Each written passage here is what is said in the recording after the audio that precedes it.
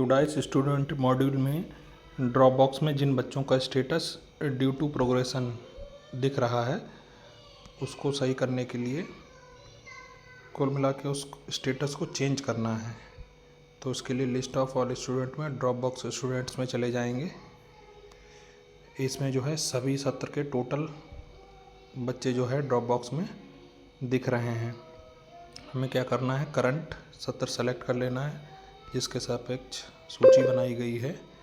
गो करेंगे तो वर्तमान सत्र के ड्रॉप बॉक्स के बच्चे दिख जाएंगे।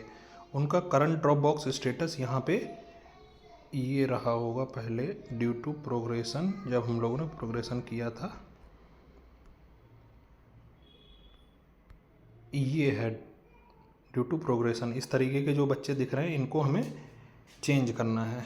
इसमें क्या करते हैं, क्या कर सकते हैं, क्या क्या ऑप्शन है हमारे पास।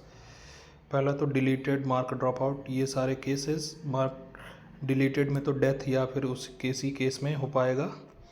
फ़िलहाल हमें स्टेटस बदलने के लिए या तो एक ये कर सकते हैं, move to other mode of study, और यहाँ से ये सेलेक्ट करके अपडेट कर देंगे।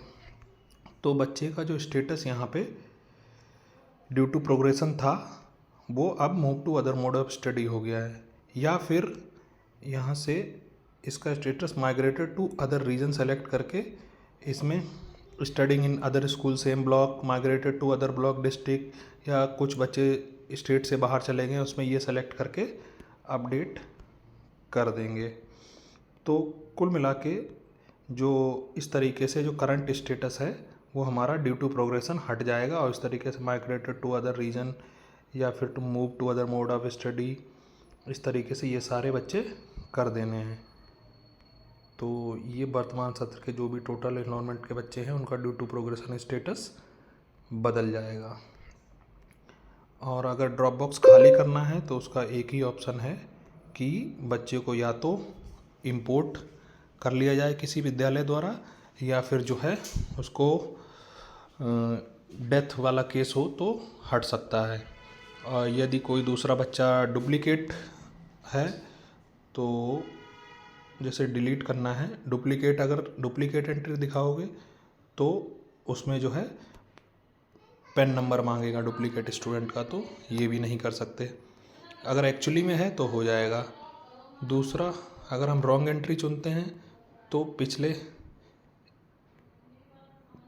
पिछले सत्र का बच्चा रजिस्टर्ड है तो वो ये दिखा देगा कि डुप्लीकेट एंट्री नहीं हो सकती क्योंकि ये बच्चा पिछले साल का रजिस्टर किया हुआ है। तो कुल मिला के हमें इसमें माइग्रेटेड टू अदर रीजन या फिर करके ये स्टेटस इसका बदल देना है।